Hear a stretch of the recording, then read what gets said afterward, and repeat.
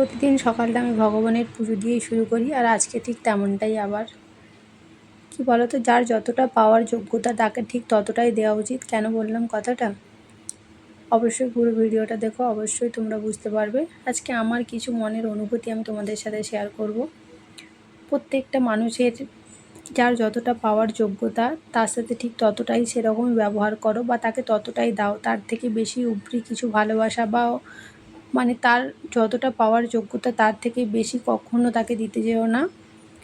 কারণ তুমি দেখবে, তুমি যখন একটা মানুষকে তোমার মন প্রাণ সব কিছু দিয়ে ভালোবাসবে, তাদের জন্য তুমি অনেক কিছু করবে বা তাদেরকে তুমি অনেক রেসপেক্ট করবে, তারা দেখবে ঠিক তোমার তখন একদমই মূল্য দেবে না। তাই যার যতটা পাওয়ার যোগ্য বা যে যতটা পাওয়ার যোগ্যতা অর্জন করে তার সাথে ঠিক ততটাই কথা বলো, ততটাই মেশো, তার সাথে ঠিক ততটাই সেরকমই ব্যবহার করো। এটা আমি আমার পার্সোনাল কিছু মানে অভিজ্ঞতা থেকে বলছি, যে কখনো কাউকে একদম নিজের ভেবে কখনো কোনো কিছু বলো না, বা নিজের কখনো ভেবে কোনো একদমই ভালোবেসো না। তাহলে কিন্তু মানে পরে শেষে কষ্টটা দেখবে তুমিই পাবে।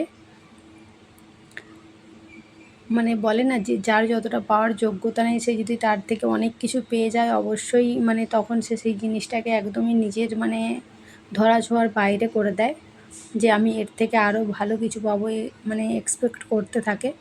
কিন্তু একদমই না, আমরা কোনো মানুষের কাছ থেকে কোনো কিছু আশা করাটাই আমাদের ভুল। কারণ কোনো মানুষকে একদমই, সেটা প্রত্যেকটা মানুষের ক্ষেত্রেই, কারো কোনো কিছুতে কারো মানে কোনো কিছুতে আশা রাখা একদমই উচিত না। আর না চাইতেই তোমাদের সাথে অনেক কিছু আমি শেয়ার করলাম, আর আমার সাথে এই কথাগুলোকে একমত অবশ্যই কিন্তু কমেন্ট করে বলবে। আর দেখো, দেখতে দেখতে আমার রান্নাবান্নাও কিন্তু কমপ্লিট হয়ে গেল। আর এত পরিমাণে হায়দ্রাবাদে গরম পড়েছে কি বলবো। এদিকে দেখো আমার মৌরলা মাছ দিয়ে আলু দিয়ে একদম চচ্চড়ি রেডি। আর এটা আমাদের বাড়িতে সবাই অনেক অনেক পছন্দ করে আর খেতে অনেক ভালোবাসে। আর আজকে সেরকম কিছু রান্না হয়নি। মৌরলা মাছ দিয়ে আলু দিয়ে চচ্চড়ি করেছিলাম, আর রান্না করেছিলাম হচ্ছে চিংড়ি মাছের মানে চিংড়ি মাছের বাটি চচ্চড়ি করবো বলেছিলাম, কিন্তু আবার বাটি চচ্চড়ি না করে তেল ঝাল করে নিয়েছিলাম।